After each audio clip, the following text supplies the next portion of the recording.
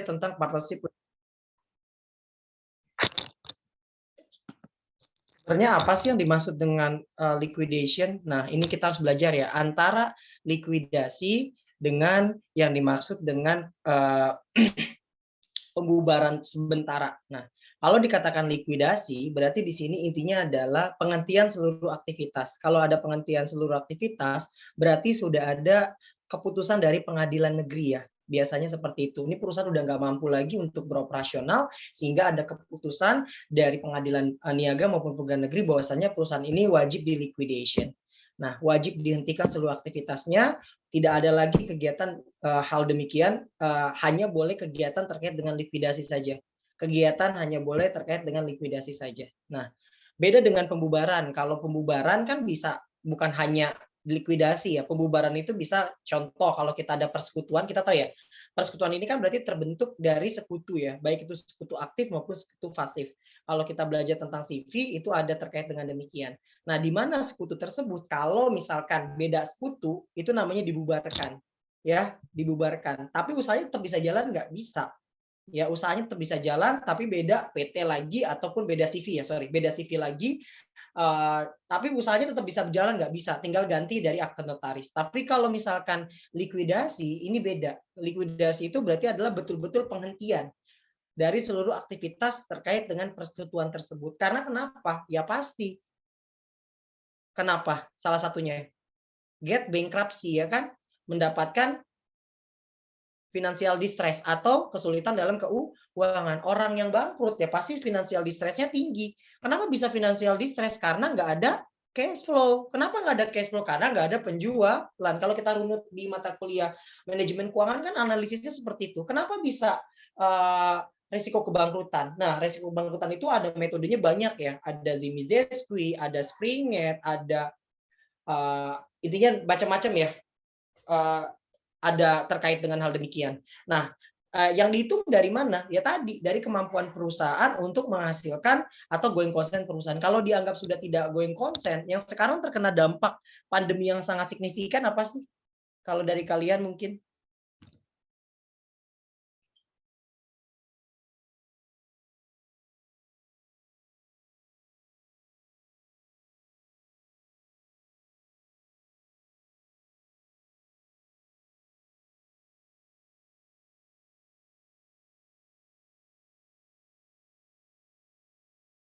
Yang sekarang itu terkena pandemi banget apa sih, sektor apa sih? Pariwisata dan penerbangan ya. Betul ya. Di mana pariwisata tersebut contohnya banyak hotel yang betul-betul dilikuidasi. Maksudnya gimana? Salah satunya menjual seluruh asetnya. Itu namanya adalah proses likuidasi, bukan pergantian manajemen. Ya, jangan sampai bilang perbubaran itu sama dengan likuidasi, beda. Kalau likuidasi betul-betul usahanya berhenti, nggak bisa lagi sama sekali gitu ya. Dijual seluruh asetnya. Kalaupun ada yang beli kembali itu asetnya, itu berarti berubah bentuk, berubah kepemilikan dan juga berubah segala macamnya. Nggak boleh lagi ada terkait dengan kegiatan usaha tersebut. Nah, pembubaran persekutuan dapat disebabkan dalam beberapa hal yang tadi, keluar atau meninggalnya sekutu dari perusahaan. Para sekutu tersisa tidak ingin melanjutkan usaha persekutuannya. Ada kata-kata para sekutu yang tersisa tidak ingin melanjutkan persekutuannya, ya, persekutuannya. Kalau masih mau melanjutkan, berarti itu bukan likuidasi, itu hanya pembubaran sifatnya tetap, maksudnya pembubaran apa namanya, sekutu saja, perubahan modal kapitalnya aja, perubahan dari modal sekutu. Nah, terus terkait dengan sistem perekonomian yang kurang mendukung beroperasi perusahaan persekutuan, contohnya tadi ya kayak sekarang ya, pandemi segala macam akses itu dibatasi. Kalau segala macam akses dibatasi, otomatis mau nggak mau industri yang terkait dengan mobilitas warga gitu ya, terkait dengan hal demikian pasti terkena impact. Contohnya adalah tadi ya, penerbangan. Berapa banyak tuh pilot-pilot yang akhirnya sekarang banting setir jadi pengusaha.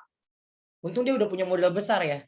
Saya kemarin lihat ada banyak pengusaha yang dari mantan pilot, tapi dia jadi usaha eksportir terkait dengan minyak kelapa. Nah itu bagus sih. Dengan adanya demikian, jadi dia lebih aktif untuk berwirausaha. Nah itu sistem perekonomian. Kalau sekarang udah berbasis digital, maaf sorry to say ya, sekarang itu bimbel juga bimbel ya, sorry ya, kecuali yang bimbel STAN ya. Kalau bimbel STAN, PKN, USM STAN masih digandrungi ya kalau untuk kedinasan. Tapi kalau bimbel-bimbel yang terkait dengan sekolah-sekolah SD, SMP kayak misalkan Primagama, pernah lihat nggak? Kayaknya udah nggak ada lagi deh terkait dengan bimbel demikian, udah banyak yang tutup. Bener nggak sih?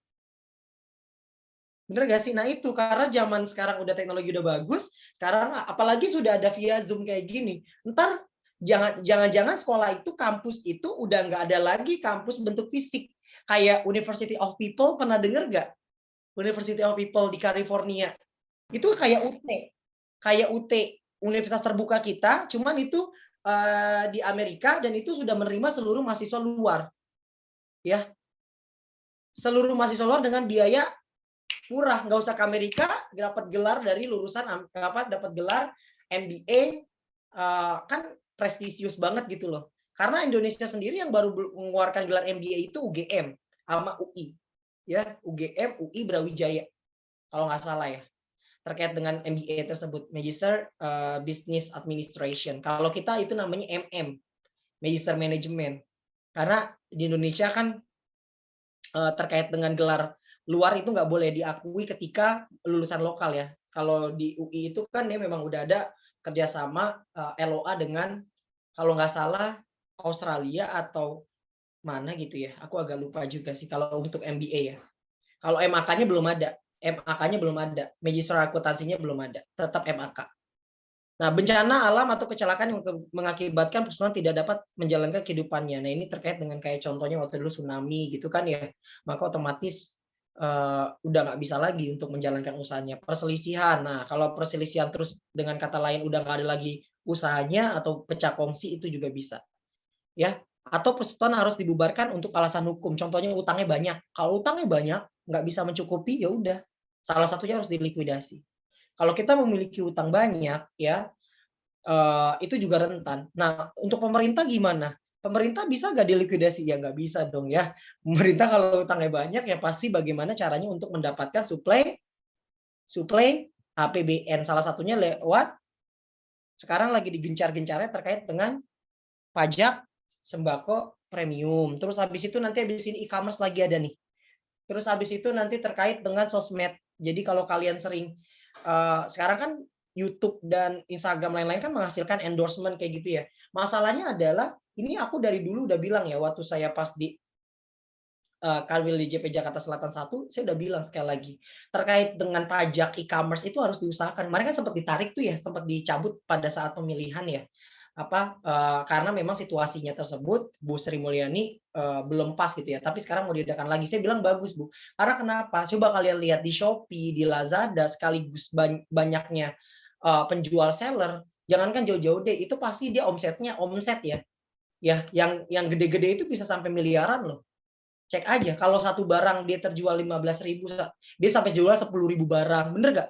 Kalau star seller, nah itu berapa potensinya gitu loh. Ya itu harusnya sudah menjadi PKP ya, pengusaha kena pajak. Harusnya menurut PPN, tapi saya belum tuh. Saya beli di star seller tetap nggak kena PPN tuh barang saya. Saya nggak tahu ya mekanismenya di mana di Shopee nih. Saya karena udah nggak lagi di Kanwil kan, jadinya udah nggak ngurusin terkait dengan demikian lagi ya. Tapi masih tetap nanya sih pada teman gitu ya. Proses likuidasi ya tadi ya. Jika likuidasi tidak pada awal atau akhir, maka dilakukan pada proses perhitungan laba rugi sampai dengan likuidasi. Nanti laba rugi tersebut baru dialokasikan kepada sekutu. Contohnya maksudnya gimana? Misalkan likuidasi nggak pada akhir tahun atau awal tahun, maka nanti perhitungannya tersebut ya bisa aja, tapi kita harus hitung dulu sampai dengan terakhir perusahaan itu berhenti gitu ya, sampai dengan nggak melakukan aktivitas tersebut, sampai dinyatakan mau dilikuidasi, itu ada nggak sih laba atau ruginya, ya, earningnya ada nggak sih? Nah, terus mengkonversi aset non kas menjadi kas. Aset non kas maksudnya gimana ya? Contohnya selain dari current aset ya, maksudnya selain kas. Contohnya misalkan piutang, aset tetap, ya tadi ya, tanah, bangunan dan lain ya. Jika harga selisih nilai buku dengan harga jualnya, maka selisih tersebut dialokasikan kepada sekutu tergantung dari pembagian laba rugi. Biasanya kalau sekutu tersebut ada pembagian ya, misalkan 40 30 atau 60 30. Nah, itu terkait dengan demikian. Nah, yang harus kalian perhatikan adalah terkait dengan kalau rugi nanti ya dari hasil penjualan, maka itu akan mengurangi dari si modal pemilik. Tapi kalau misalkan untung nanti akan menambah modal pemilik. Misalkan untungnya 12.000, nanti dibagi proporsional, misalkan 50-50%. Berarti nanti akan menambah 6.000 ke masing-masing pemiliknya. Harusnya kalian sudah pernah belajar juga ya di akuntansi keuangan ya. Menengah ya. Menengah 1 ya kalau nggak salah. Terkait dengan pembentukan partnership ya. Terus jika modal sekutu bersaldo debit, berarti bersaldo debit gimana tuh? Bersaldo debit. Misalkan setelah dikurangi, saldonya debit, berarti dikatakan apa? Tidak solven ya, tidak bisa mencukupi modalnya kan, nggak solven. Maka harus ditambahkan dengan apa? Menutup. Menutupnya dengan apa sih? Kalau dia punya piutang dengan piutang, kalau dia punya harta pribadi yang dianggap solven, maka dia menggunakan harta pribadi. Kalau nggak punya juga, maka masing-masing sekutu lah yang menutupi. Misalkan ada A, ada B, ada C. Sekutu A, dia pada saat dihitung likuidasi malah minus karena dia punya utang ya ke PT tersebut. Nah, minusnya ini kalau nanti atas keputusan sekutunya bayar sendiri pakai modal, dia bilang nggak bisa karena saya nggak solvent, saya nggak memiliki apapun, saya nggak punya harta, saya cuma punya hati dan perasaan yang bisa diberikan secara tulus dan ikhlas, misalkan kayak gitu. Maka ya udah, langkah selanjutnya adalah ya sudah kalau kayak gitu karena kamu orangnya legowo, saya akan memberikan kekayaan yang saya miliki untuk kamu. Jadi itu maksudnya sekutu-sekutu lain iuran gitu ya. Jadi gitu ya. Jadi seperti itu. Terus mengakui laba rugi dan beban likuidasi yang terjadi pada proses likuidasi. Apapun yang terkait dengan liquidation, maka harus diakui. Terus pendistribusian kas kepada kreditur. Nah, ini yang harus didahulukan. Jadi pada saat nanti seluruh aset sudah kita jual, sudah kita alokasikan kepada masing-masing sekutu, langkah selanjutnya adalah kita bayar dulu kepada sekutu, kepada kreditur, tapi kreditur di luar terlebih dahulu. Maksudnya kreditur yang bukan terkait dengan ada hubungan afiliasi. Karena kita tahu ya, misalkan perusahaannya PT ini, misalkan CV ini memiliki utang kepada sekutu A, sekutu B, terus juga udah punya utang kepada selain sekutu, maka yang didahulukan adalah utang kepada selain sekutu, gitu ya. Nah nih, asumsi proses likuidasi tadi sudah bilang ya, persekutuan dalam posisi solvent. Solventnya maksudnya adalah aset melebihi total liabilitas. Itu maksudnya. Tadi saya udah bilang ya, dia solvent itu berarti dia mampu untuk membayar ketika modalnya tersebut defisit. Nah, itu maksudnya adalah yang solvent. Gitu ya. Terus semua sekutu yang mempunyai likuiditas dalam aset neto persekutuan. Nah, ini ya, semua sekutu mempunyai ekuitas ya. Kalau nggak punya ekuitas misalkan minus, maka tadi harus dilakukan dengan cara menyetorkan kembali atau ditutupi dengan sekutu lain. Tidak ada utang kepada sekutu, semua aset dikonversikan menjadi kas sebelum pendistribusian kas. Jadi seluruhnya adalah pendistribusian ke semua aset tersebut harus dilakukan pendistribusian ke dalam kas dulu, misalkan penjualan dulu harus dijual terlebih dahulu. Tapi kalau nanti ada installment atau penjualannya nggak secara sekaligus, itu boleh, tetap boleh. Jadi asetnya tersebut ditunda dulu, dibagikan, tapi kita harus pakai saving payment ya. Nanti kita akan belajar di materi selanjutnya. Jadi ini secara sederhananya, intinya ya, secara proses sederhananya, kita harus menjual dulu seluruh aset non-kas menjadi kas, baru boleh dibagikan kepada masing-masing sekutu. Ya, kalau sudah ada kelebihan dari hasil kas yang kita miliki. Nah, likuidasi persekutuan, jenis likuidasinya dibagi menjadi dua ya. Yang pertama adalah likuidasi yang berlangsung setelah proses realisasi aset non-kas.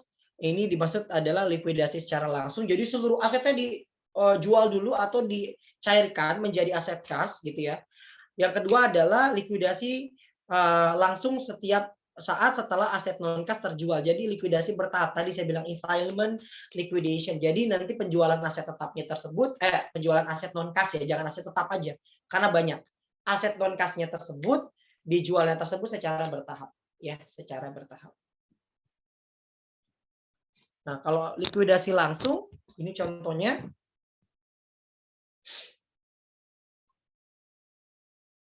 Sebentar. Wait ya. Oke.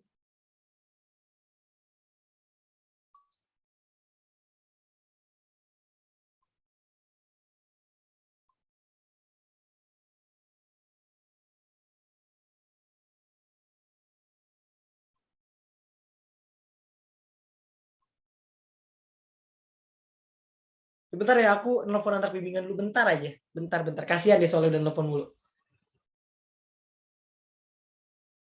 Sebentar ya, nggak apa-apa ya. Di unrecord dulu boleh.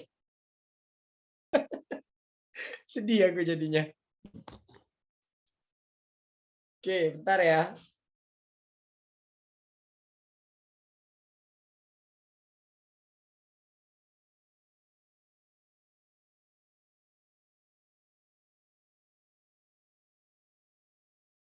Oke, kita lanjut lagi ya.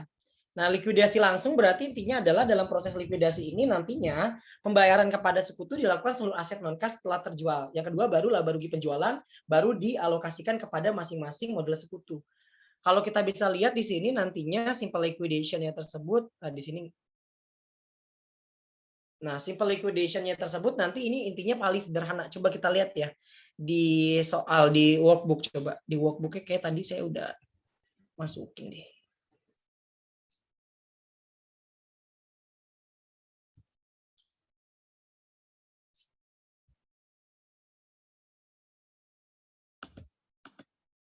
Di sini nggak saya masukkan soalnya.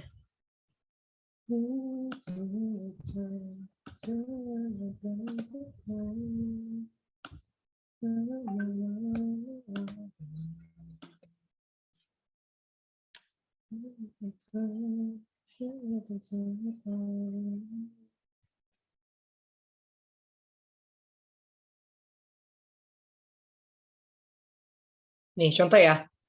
Kalau ini mah gampang ya. Nanti deh ini kita akan belajar ya terkait dengan alur dari tadi schedule yang mana sih yang harus kita bayar terlebih dahulu ya. Yang mana sih yang harus kita bayar terlebih dahulu dan bagaimana sih nanti uang yang tadi saya bilang ya. Kalau misalkan ada sekutu modal yang lebih kecil modalnya, nanti bagaimana pengaruhnya ketika nanti dia tidak cukup untuk mendanai atau modalnya tersebut minus. Ya, sekarang kita bahas dulu tentang likuidasi langsung ya.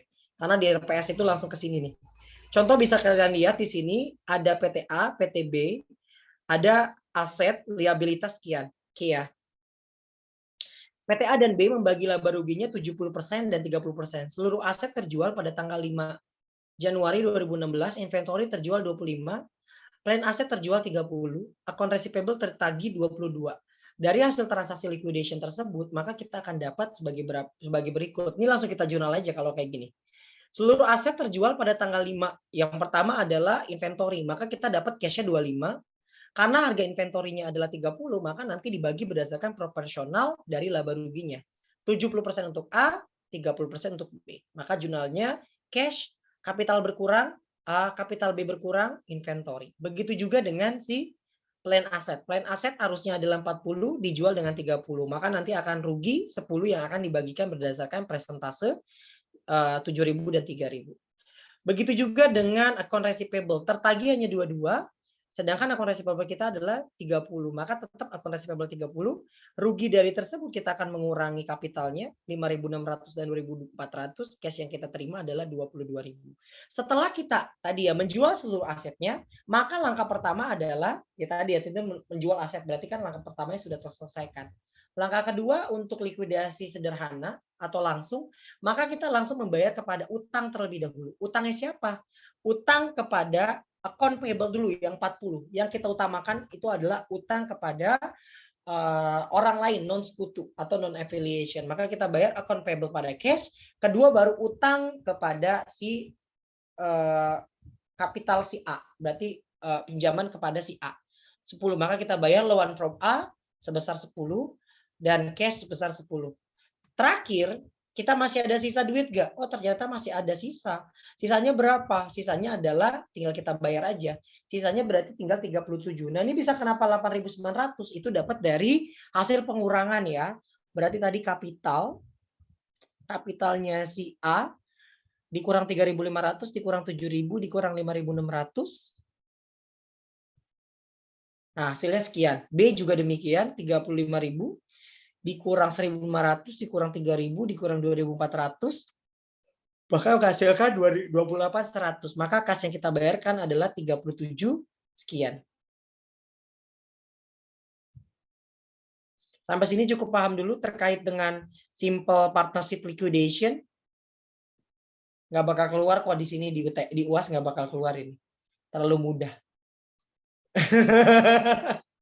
Nanti kalau itu keluarnya adalah cash distribution ya, yang susah. Minggu depan itu materinya terkait dengan cash distribution. Sebentar dulu, saya lihat dulu deh RPS-nya apa hari ini. Sorry ya, saya soalnya. Iya, sekarang cuma saldo modal debit dalam persekutuan yang solvent sampai sekutuan yang solvent ya. Oke. Kita kembali lagi. Itu contohnya tadi.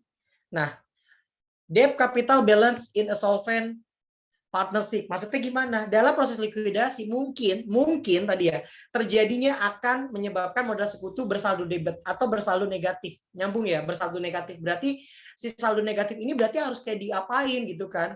Ketika kita punya modal, kalau di bursa efek kalau kita punya saldo negatif ya sudah habis dong. Nggak usah diapa-apain lagi. Kan kita cut loss. Kalau ini enggak. Kalau kita bersaldo negatif, kenapa bisa saldo negatif? Karena kita sebagai sekutu. Namanya juga di partnership.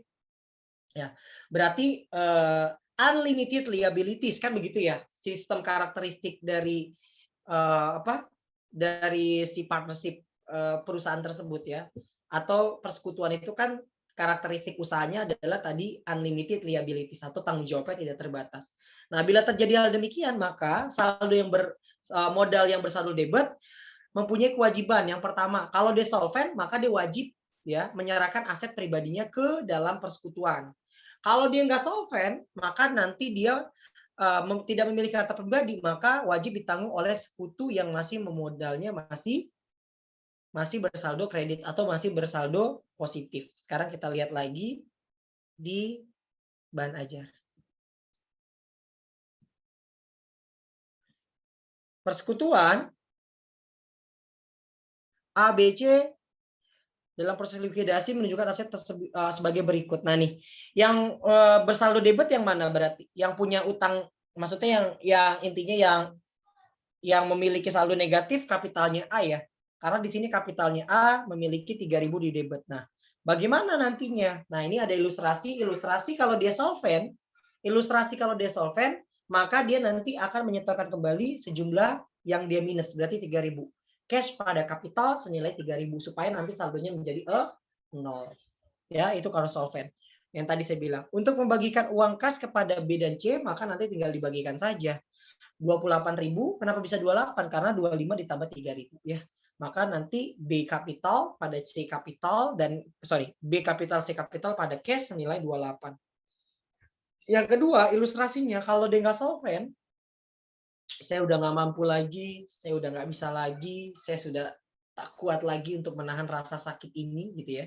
Maka saya akan bilang, oke, saya nggak mampu, silakanlah kalian kalau mau membenci saya silakan, tapi saya udah nggak bisa lagi untuk membayar hal demikian. Jadi ya terserah kalian, saya udah pasrah, kalian mau apa, saya ikhlas, kalian mau apakan saja. Celah, dramatis sekali ini, ya kan? Ya udah, karena dia melas-melas kan kayak sinetron Indosiar kan, gitu ya, jadinya dia dibayarin deh oleh masing-masing sekutu.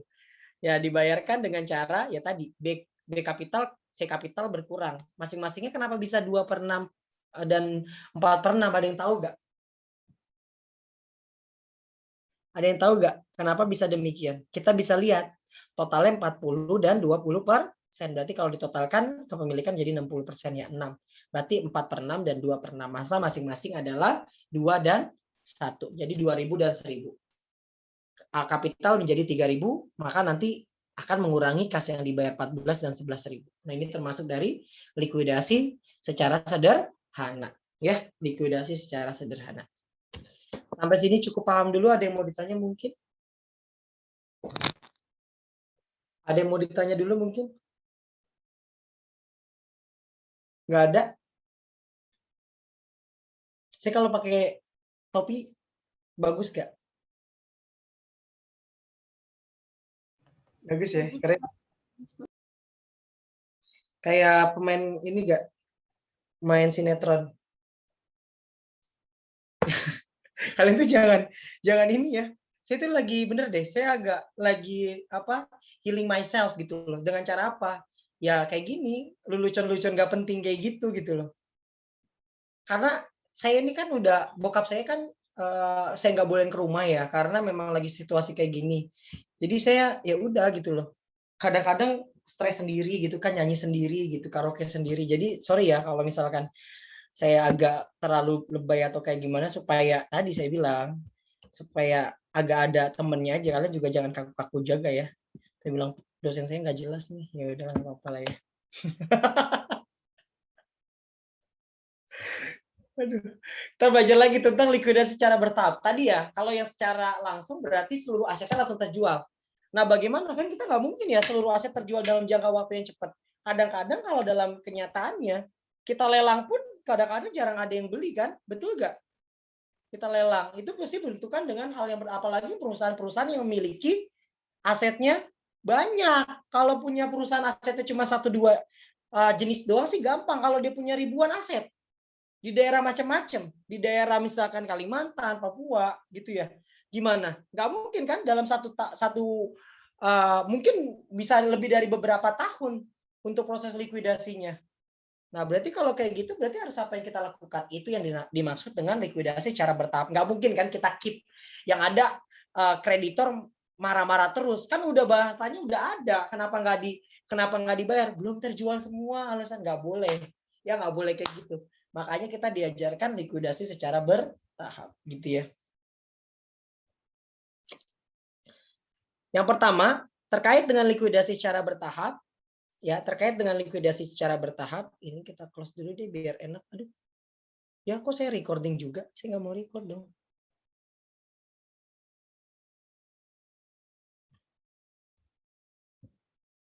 Nah, likuidasi secara bertahap, secara garis besar yang pertama kita konversi aset non-kas seringkali membutuhkan waktu yang lama tadi ya. Terus pendistribusian kas tidak perlu menunggu sampai dengan semua aset tersebut terrealisasi tadi saya bilang.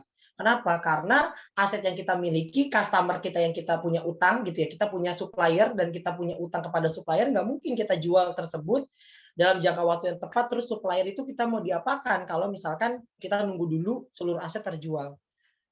Begitu ada aset yang terrealisasi maksudnya adalah terjual ya. Kas harus didistribusikan kepada kreditur terlebih dahulu. Kalau nanti ada sisa, baru boleh kita bagikan kepada para sekutu ya. Itu kalau masih ada sisa. Nah, terdapat dua cara untuk menentukan besarnya uang kas yang akan dibagikan kepada sekutu. Pertemuan kali ini kita berfokus kepada safe payment ya, yaitu pembayaran yang dilakukan setiap kali aset non kas terrealisasi ya. Yang kedua dengan membuat program prioritas pembayaran. Ini minggu depan ya. Ya untuk yang cash distribution plan-nya itu untuk minggu depan ya. Ini kita terkait dengan safe payment terlebih dahulu. Nah, terkait dengan safe payment berarti intinya adalah pembayaran yang aman. Jangan sampai kita ngeluarin duit, aset yang kita miliki banyak, sekutunya kita bayarkan terlebih dahulu, ternyata nantinya ada kemungkinan barang kita nggak terjual atau aset yang kita miliki tersebut nggak terjual. Berarti gimana tuh kalau kayak gitu? Nah, tadi berarti kita harus bilang, harus membuat yang disebut dengan schedule safe payment tadi ya. Di mana safe payment to partner ini berfungsi biasanya pada proses likuidasi yang tadi untuk memakan waktu yang tidak sebentar dan terdapat uang kas yang tersedia untuk didistribusikan setiap semua liabilitas dibayarkan tapi belum semua aset terjual, itu nantinya bila sekutu sepakat, ada kata-kata ya, bila sekutu sepakat ya, kalau nggak sepakat berarti nggak boleh. Kalau misalkan semua sekutu sepakat untuk mendistribusikan uang kas yang ada sebelum aset terjual, dan sebelum semua laba rugi atas penjualan aset non kas tersebut realisasi, gitu ya, maka yang menjadi masalah adalah bagaimana pendistribusian kas secara aman kepada para sekutu. Nah, untuk mengatasi tersebut, maka dibuatlah yang disebut dengan safe payment journal. Jadi intinya adalah untuk membuat agar aset tersebut ya, pendistribuan tersebut dibagikan secara aman kepada masing-masing sekutu.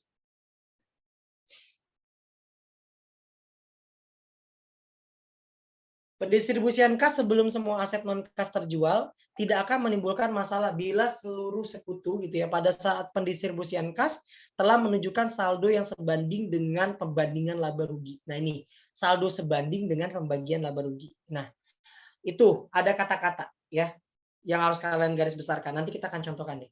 Dengan adanya cara save payment sebelum dilakukan pendistribusian kas, kita akan membuat perhitungan dengan asumsi semua non kas tidak terjual. Tidak terjual berarti rugi, dibuang cuma-cuma. Nah, kerugian tersebut nanti akan dibagikan kepada para sekutu. Nah, kerugian ini akan mengakibatkan ada sekutu yang bersaldo negatif atau debit. Selanjutnya, saldo negatif tersebut akan ditanggung oleh sekutu lainnya. Akhirnya, uang kas yang didistribusikan kepada sekutu yang bersaldo positif, setiap ada penjualan non-kas dan sedia untuk didistribusikan, nanti akan mengasumsikan penjualan sebagai berikut. Jadi intinya adalah ketika nanti kita udah bikin schedule-nya, sekutu yang bermodal positif inilah yang akan kita dahulukan untuk dibayarkan terlebih dahulu. Intinya gitu ya. Kita akan bayarkan terlebih dahulu untuk sekutu yang masih bernilai positif. Nah, perhitungan save payment didasarkan pada asumsi yang pertama, semua sekutu secara personal tidak solvent.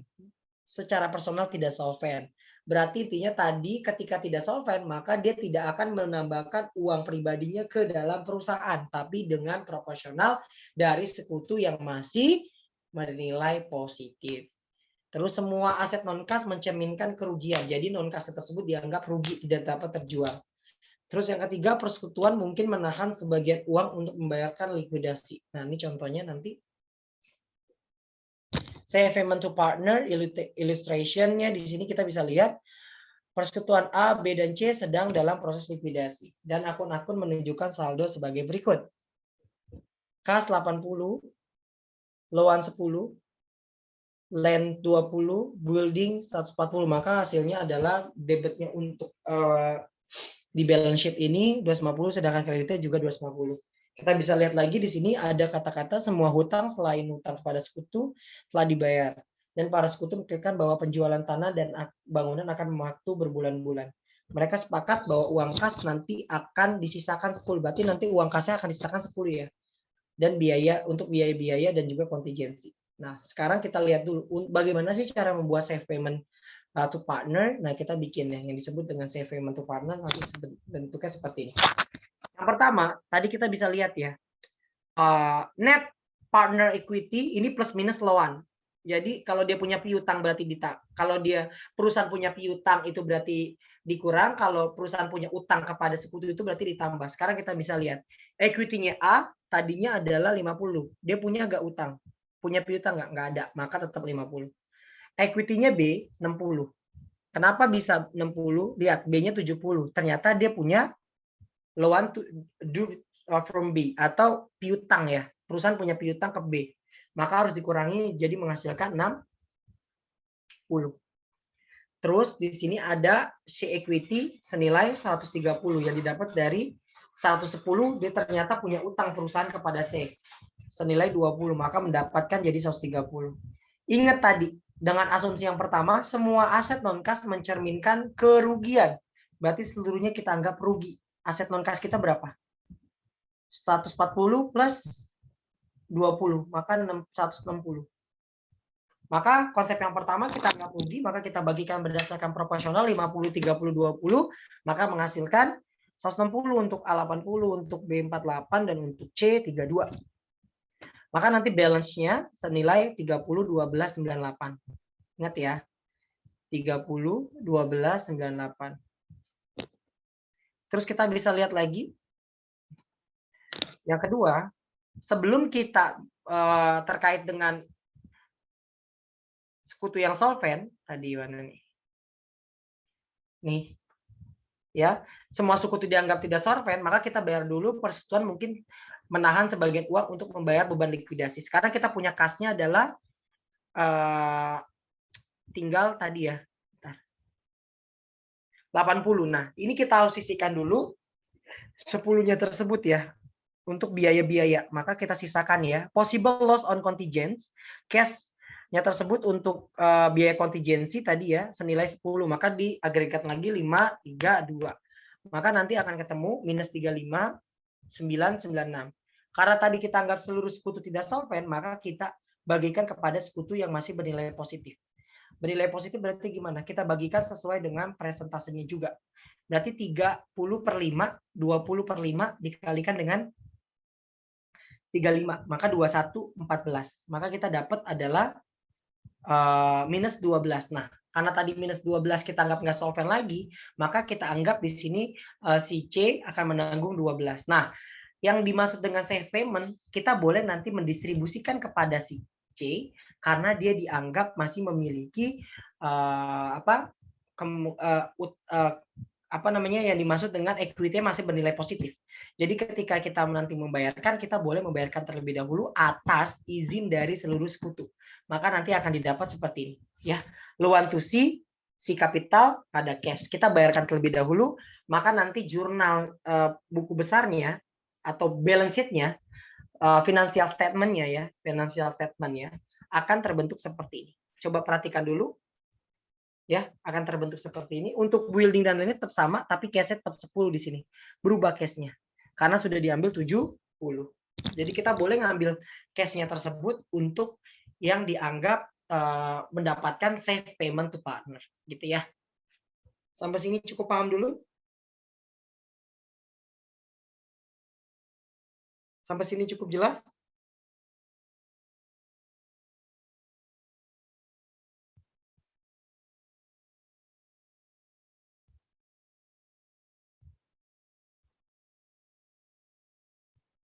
Halo? Jelas ya? Jelas, Pak. Jelas, Pak. Gimana Devina? Raihan gimana? Aris gimana? Jelas, Pak. Alvira senyum boleh, Alvira? Nah, senyum dong ya. Kenapa Paul? Oh ya, gimana Paul KTTA-nya? Aman? Aman, Pak. Udah tanda tangan, dapat? Tinggal minta tanda tangan, Pak, dari setujui. Oke, mantap. ACC ya kan? Berapa kali revisi kamu? Berapa ya? 3 kali mungkin, Pak. 3 kali ya. Rata-rata segitu sih. Saya payment to partner. Nah, kita bisa lihat di sini. Ini contoh lagi. Pinjaman yang diberikan perusahaan terhadap B dapat dibebankan ke saldo modal B setiap saat tergantung kepada persetujuan pada sekutu. Intinya pada persetujuan pada sekutu ya tadi ya. Yang utang, yang pinjaman yang diberikan perusahaan kepada B, piutangnya berarti ya. Ya, piutangnya tersebut ya. Nah, pinjaman tersebut tidak mempengaruhi penentuan safe payment karena perhitungannya didasarkan kepada sekutu, bukan kepada saldo modal sekutu tadi ya, pada saldo modal sekutu. Nah, biasanya pinjaman perusahaan kepada para sekutu dibebankan kepada saldo modal sekutu pada saat awal proses likuidasi. Nah, tadi nih. Ya, dikurangkan atau ditambahkan pada saat proses awal ya. Maka dengan demikian kita contohkan lagi di sini. Safe payment to partner illustration, akun saldo utang perusahaan dibayarkan tampak sebagai berikut. Nah, ini contohnya 8585 ya. Berdasarkan demikian, maka kita dapat ambil kesimpulan, equity-nya X tinggal 5.000. Kenapa bisa 5.000? Kenapa bisa 5.000? Karena dia punya utang 15.000. Utang ya 15 ya. Sedangkan dia punya saldonya bernilai negatif ya. Bahkan masih ada sisa 5.000. Y-nya ada 30.000 dan Z-nya 40.000. Tadi saya bilang, ketika seluruh asetnya dinyatakan tidak dapat terjual, maka di sini akan muncul yang disebut dengan possible loss on non cash asset ya. Non cash asset nilai 45. Ini dibagikan juga berdasarkan proporsional 15 15 15. Asumsinya di sini dibagikan secara proporsional ya. Terus terkait dengan demikian maka masih ada sisa 10. Ya, ini masih sisa 10, ini masih sisa 15, ini masih sisa 25. Nah, ini juga dibagikan proporsional lagi jadi 50-50 maka 55. Maka kalau ada dua kayak gini 10 dan 20 maka kita boleh membayar keduanya. Maka nanti kita akan bayar nih ya. Bila kas yang ada didistribusikan maka 10 akan didistribusikan kepada Y dan 20 kepada Z. Nah, X dapat mengajukan keberatan ya, tapi X juga dapat mengajukan keberatan pendistribusian kas tersebut lebih awal karena pinjaman yang diberikan kepada perusahaan yang punya dulukan dibandingkan dengan modal Y dan Z. Nah, dengan demikian tidak ada pendistribusian sebelum semua aset terjual. Jadi intinya kembali lagi kepada sekutu. Kalau sekutunya nggak mau, ya berarti nggak bakal adanya tadi ya modal pada cash nggak ada.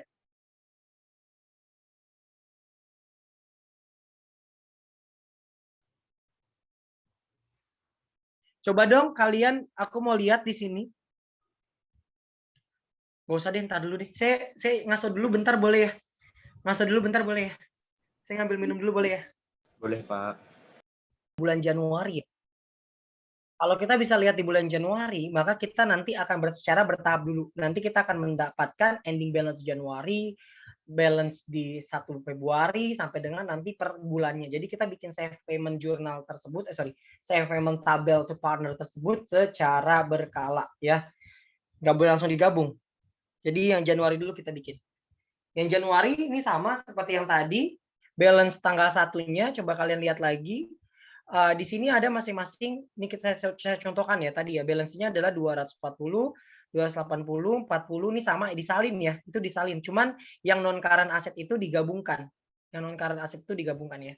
1160 priority liabilities 500 dan lain-lain itu digabungkan ya.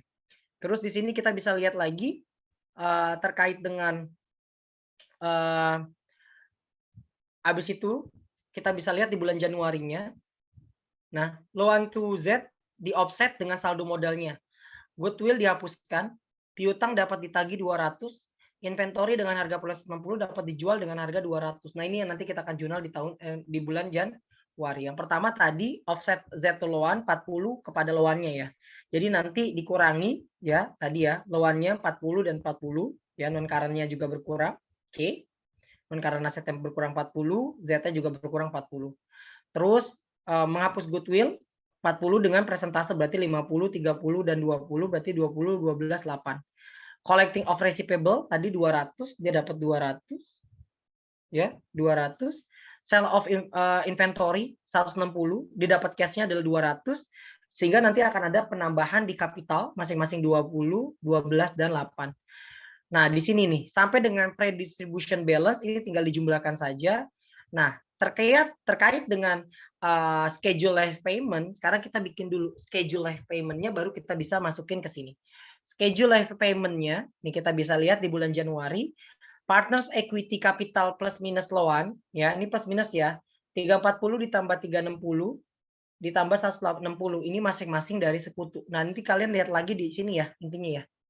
Ya, lihatnya dari sini ya, tadi ya, plus minus loan ya. Ya.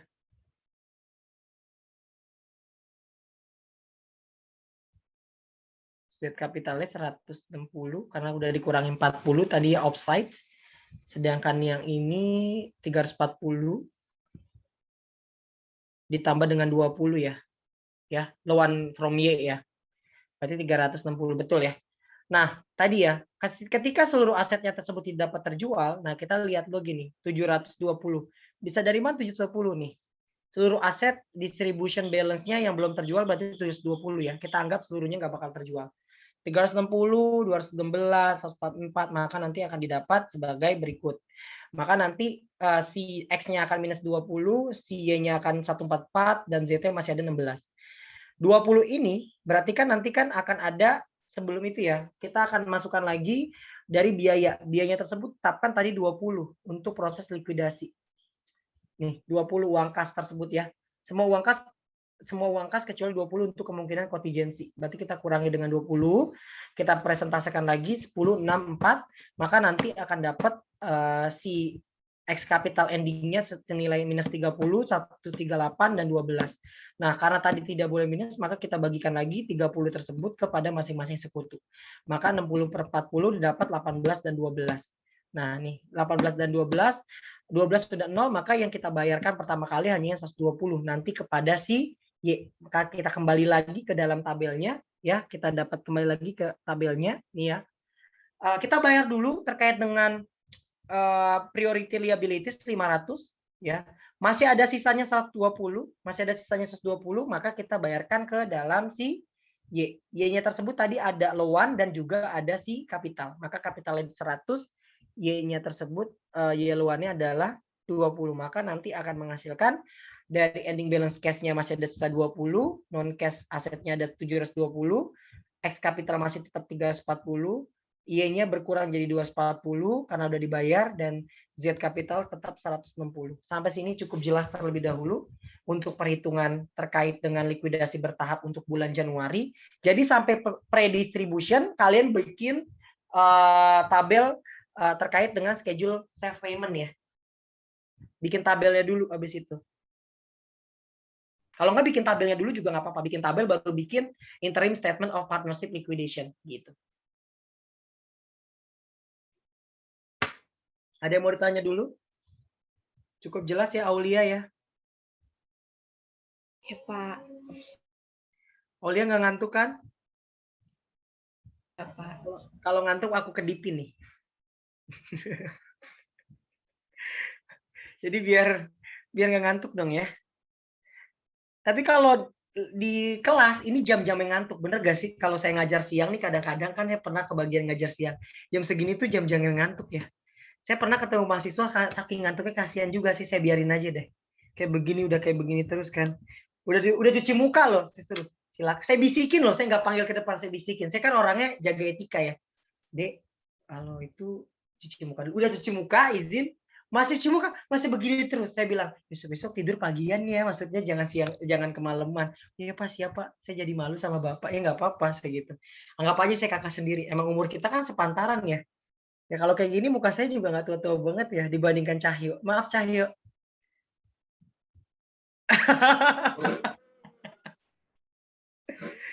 itu anime apa sih?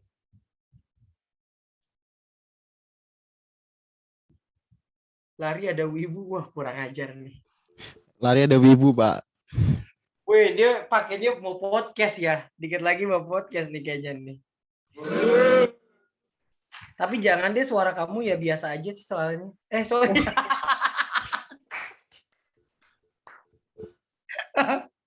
Nggak boleh marah. Harus ikhlas ya gak? Penilaian objektif. Bercanda. Nah, sekarang kita bisa lihat lagi di sini. Berarti tadi kita bayar ya. Terkait dengan Januari kita jurnal Z Capital Tuluan Z. Ini terkait dengan pengurangan si utangnya karena dia ada, pengurangan modal karena dia ada penghapusan utang ya. Piutang ini bagi si Z-nya ini adalah utang, bagi si Y-nya ini adalah piutang ya. Januari dia bayar goodwill tadi ya, dialokasikan ke goodwill X, Y, Z pada goodwill. Baru yang terakhir ini terkait dengan cash pada account receivable, ini terkait dengan jurnal yang ini ya, jurnal terkait dengan Januari yang ini ya. Ya. Kalau yang ini juga ditambahkan lagi, kalau kalian bisa lihat di sini ada tambahan lagi terkait dengan kita alokasikan ya, tadi terkait inventory, berarti cash pada X, Y, Z kenapa bisa bertambah karena inventorinya dijual di harga lebih tinggi dibandingkan harga inventorinya ya, senilai 160 berarti untungnya 40. Sedangkan untuk Januari yang terakhir di sini ada pelunasan account payable, ada note payable, ada loan Y, ada Y kapital senilai 120, 200 dan 300. Hasilnya adalah 620 sehingga nanti cash-nya ketika dikurangi 620 masih ada tetap sisanya adalah 20 gitu ya. Itu terkait dengan jurnal di bulan Januari. Di Februari gimana? Lihat lagi soalnya. Di Februari maka nanti ada equipment, ada biaya likuidasi, ada utang, baru kas didistribusikan. Berarti di bulan Februari kita lihat saldo di akhir Januari itu berapa sih? 20, 720, 340, 240, 160. Nah, ini yang kita pakai ya. Nih. 340, 240, 160 yang tadi. Nih, yang endingnya ya. Balance Februari kita ambil untuk di bulan Februarinya ya. Maka kita akan dapat senilai demikian. Tadi penjualan equipment 80 dijual dengan harga 60, maka nanti rugi 20 yang akan didistribusikan kepada X, Y, Z yaitu 10, 6 dan 4. Terus ada sell inventory lagi 160, dijual dengan harga 160, inventory kita ada 240. Maka ini akan ada, dapat mana dari 40? Lihat aja di tabel yang tadi, saya nggak hitung lagi ya. Kalau kalian mau lihat aja di sini. Inventory kita kan 400. Kedua dijual 160. Berarti sisa inventorinya berarti berapa? 240 ya. 240. Betul ya, 240 ya. Nah, maka nanti ketika dijual 160, 180 maka akan rugi sebesar 60, yaitu akan didistribusikan 30, 18, 12. Terkait dengan liabilities, nanti kita akan bayarkan terlebih dahulu. Ini terkait dengan liabilities tadi. Utang 8.000 kita bayarkan 8, 4, 2, 16 ya. Priority liabilities kita akan bayar ya. Ini priority liabilities.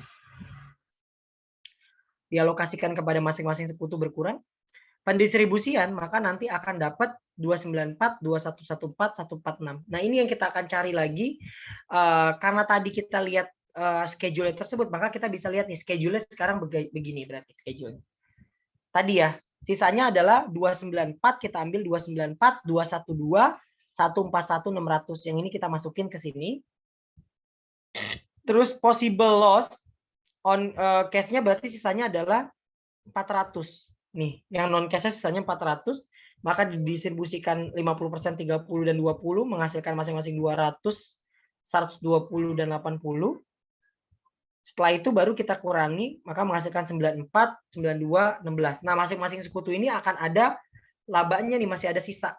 Ya, berarti di sini nggak ada yang bernilai minus. Maka nanti akan dibagikan kepada masing sekutu tersebut 84, 86 dan 57. Ya. Maka nanti akan nampak seperti ini. Ya.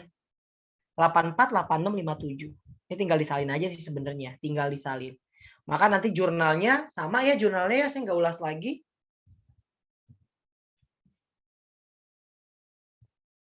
Cash, capital, capital, equipment. Ini saya next aja, biar agak cepat. Ini juga sama ya. Lalu udah ngerti ya ini jurnalnya ya terkait dengan demikian ya. Ini yang 4.000 terkait dengan biaya. Tadi biaya. Terus yang liabilities 8.000 itu untuk bayar alokasi liabilities.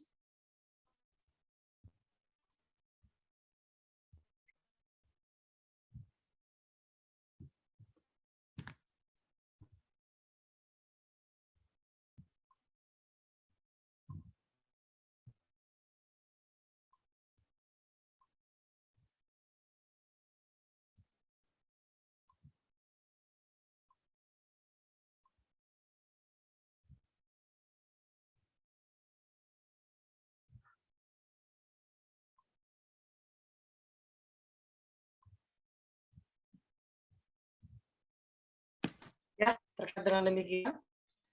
Di Maret berarti nanti kita akan ambil di tanggal 10. Dapat dari yang atasnya lagi ya, yang di tadi ya. 10, 126, 84. Kita pindah lagi ke bulan sampai dengan sepenuhnya situ. Nggak ada yang berubah ya di sini ya. Coba kita lihat di sini. Lihat dulu. Tadi penjualan tanah 50 biar likuidasi 5.000 dibayarkan baru habis itu. Nah, kita bisa lihat di sini penjualan tanah 100 kita jual 50 maka akan dapat 25, 15, 10. Liquidation expense-nya tadi ada 5.000.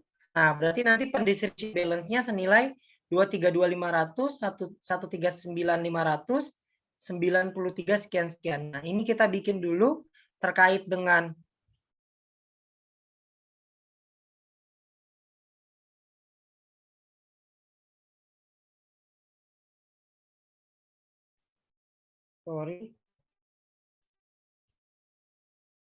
Nah, di bulan kita bisa lihat bentar nih.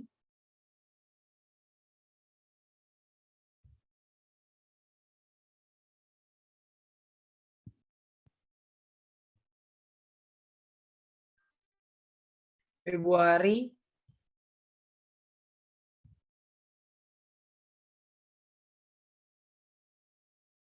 Nah nih, kok ke sini sih? Karena Maret, kenapa kita nggak bisa bikin kita bisa lihat di sini saldonya sebenarnya dari hasil tersebut itu udah sesuai dengan saldo dari kapitalnya. Jumlahnya masih udah sama. Coba kalian cek deh. Terkait dengan jumlahnya, kalau kita totalkan itu masing-masing jadi 232.500. Cek ya. Coba cek ya. Berarti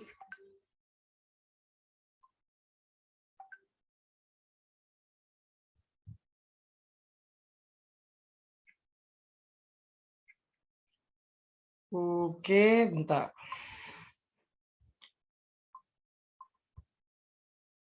Tambah 300. Ya, udah sesuai ya, 232.500. Jadi 232.500 kalau udah sama dengan distributionnya, maka nggak usah lagi dibikin tabel save payment to partner. Ini jumlahnya udah sama kan? Masing-masing sekutu 50%, 30%, 20%, dan total masing sekutu. Totalnya adalah 165 kalikan dengan 50%.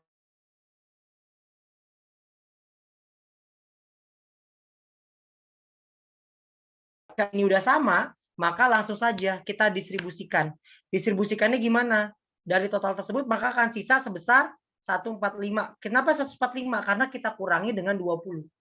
$20 yang kita akan masukkan ke dalam sisanya. Berarti hasilnya ada 145 dialokasikan lagi. Di bulan April. April nanti akan muncul senilai 20 sisanya ya. 300, 165, 160, 96, 64. Nah, sell of equity-nya senilai berapa? Kita beli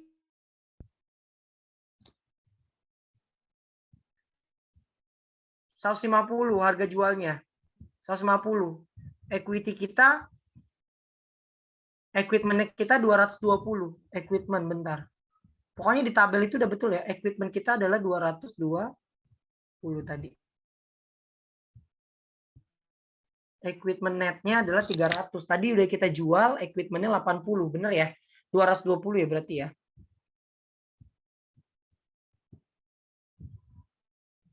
Di bulan April, 220 dikurangi 150, maka akan menghasilkan 3521 sekian-sekian.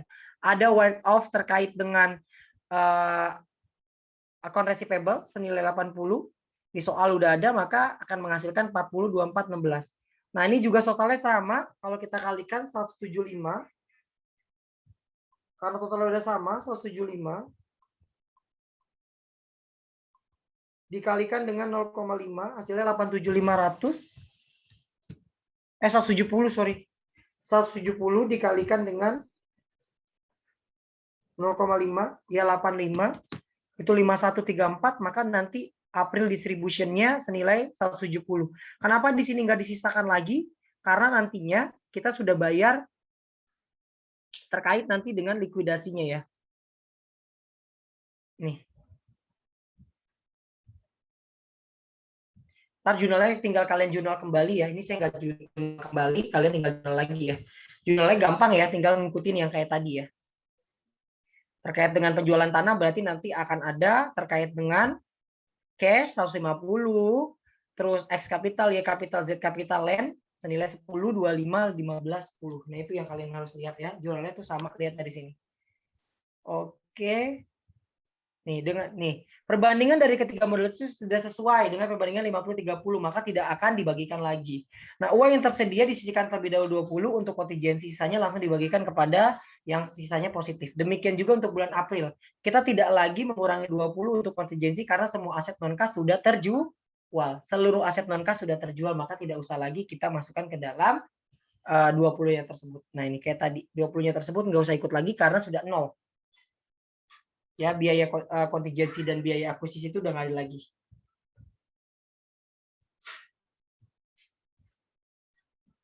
Udah habis. Ini materi untuk minggu depan. Mau latihan aja tapi tanpa pembahasan dulu nggak apa-apa ya.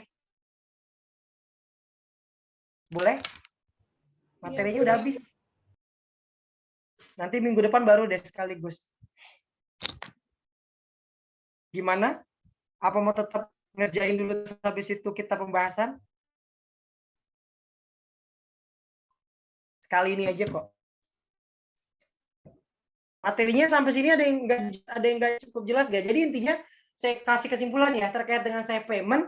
Kalau nanti jumlahnya pada saat ditotalkan equity-nya udah sama dengan presentase kepemilikan, maka nggak usah lagi dibikin tabel safe payment table. Ya, kalau yang tadi kan itu nggak sama nih, maka dibikin safe payment table. Gitu. Udah azan. Gimana? Cukup jelas? Ya, sinyalnya nih.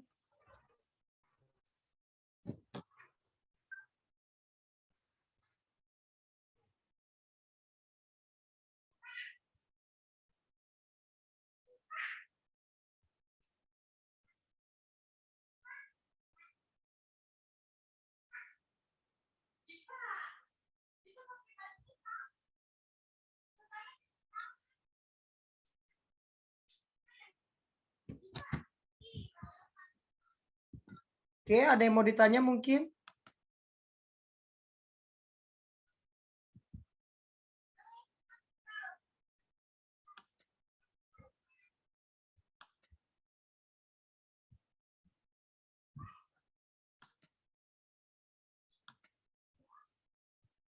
Cukup, nggak ada yang lagi yang mau ditanya terkait dengan materi safe payment journal sudah cukup jelas. Tadi ada perbedaan ya di bulan Maret dan bulan April ya. Halo tes, suara saya jelas gak sih? Jelas, Pak. Jelas, Pak. Di bulan April dan Maret kenapa tidak ada safe payment journal lagi atau safe payment table? Karena jumlah modalnya udah sama. Tadi sudah hitung ya. Kita udah hitung bareng-bareng kan jurnalnya tersebut. Yang ini nih maksudnya nih.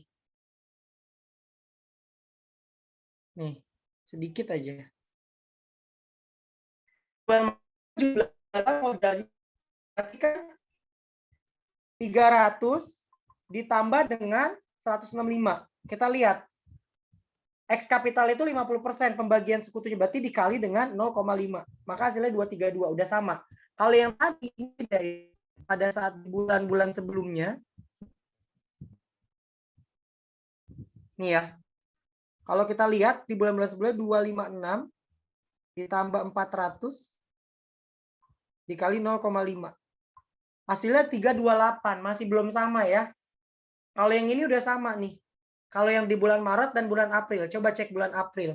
Bulan April 170 dikali dengan 0,585 untuk X, 170 dikalikan dengan 0,3, 51 untuk Y, 170 dikalikan dengan 20, 0,2, 34 untuk Z. Nah, itu bedanya.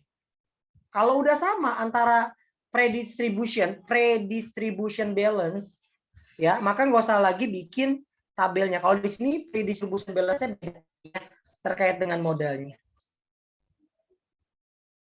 Gimana Catami? Ada yang mau ditanya mungkin teman-teman sekalian? Kalau dari saya belum ada, Pak. Kalau dari teman-teman silahkan kalau yang ingin bertanya. Oh iya, absen aku belum lihat nih. Mau Furi Tiara hadir? Mau Furi? Hadir, Pak. Lupa absen, Pak. Cahyo? Ada kan? Aulia ada ya. Nur Ahmad Taufik? Di unrecord dulu aja, daripada adalah 111. Ini dalam di sini kita bisa lihat totalnya berarti ini berapa nih? Bantuin saya. Nya dia berarti berapa? 6.500 ditambah 26 ditambah 15 dikurang 1.000. 46. Udah ada belum sih? Belum ada ya. 46 warnanya ya. 46 1.046.500 ya.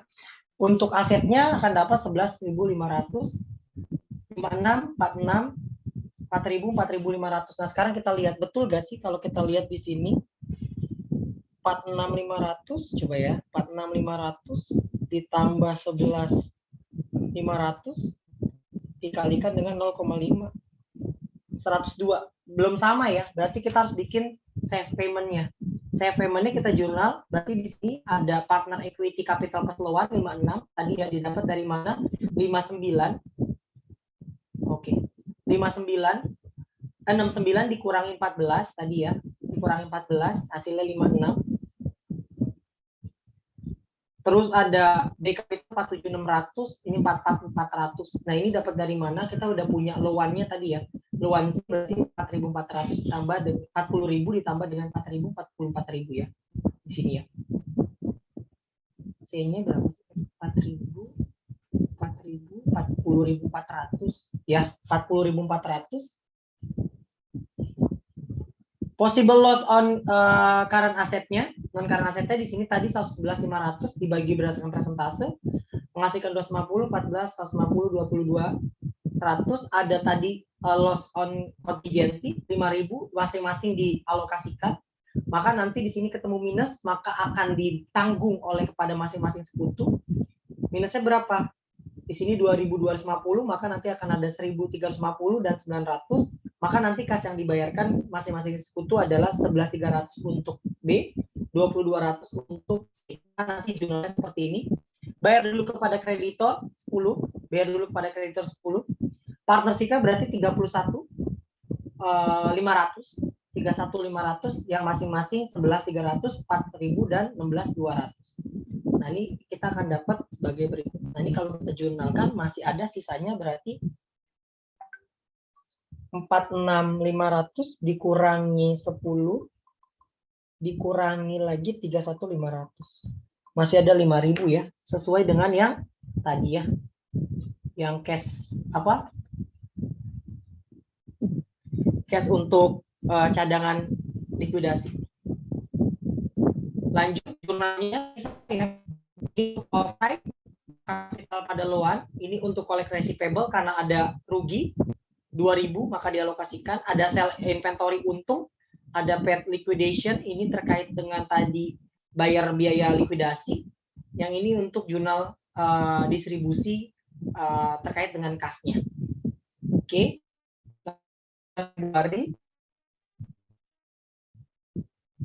Di bulan Februari kita bisa lihat balance sheet-nya ada cash-nya 1.500, non cash-nya tinggal 11.500, terus ada penjualan inventory 10.500 dengan dijual 11.000, ada penjualan equipment 20.000 dijualnya 15.000, ada penjualan mesin 81.000 dijualnya 80.000, sehingga masing-masing di sini untung. Untuk inventory untung, untuk equipment rugi, untuk mesin itu rugi. Ada bayar expand liquidation itu masing-masing dibebankan, maka dapatnya adalah 109.500. 109.500 dikalikan dengan 0,5, 54 belum sama juga, maka kita bikin tabel distribusinya. Ya, di sini ya. 109.500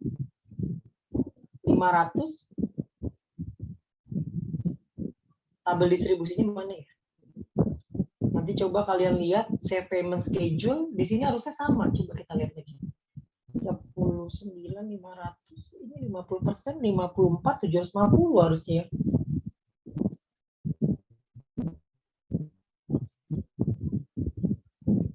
Rp5.000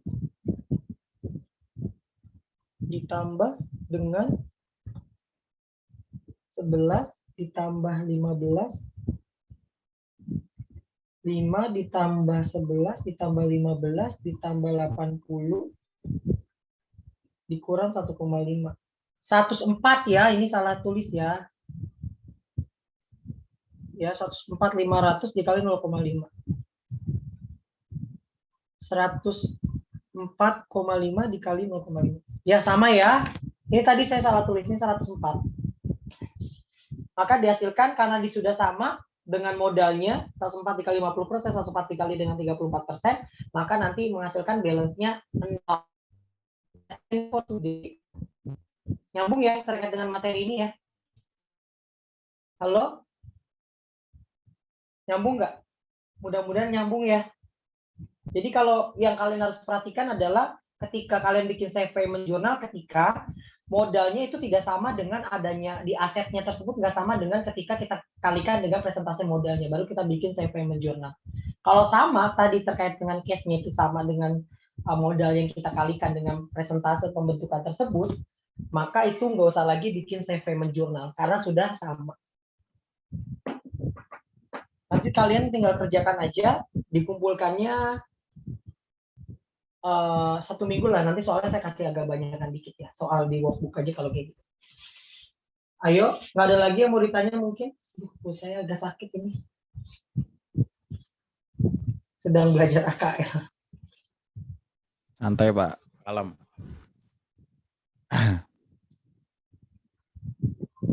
Ini oleh putus-putus, kalian tuh nggak gerak di saya, nggak ngerti kenapa.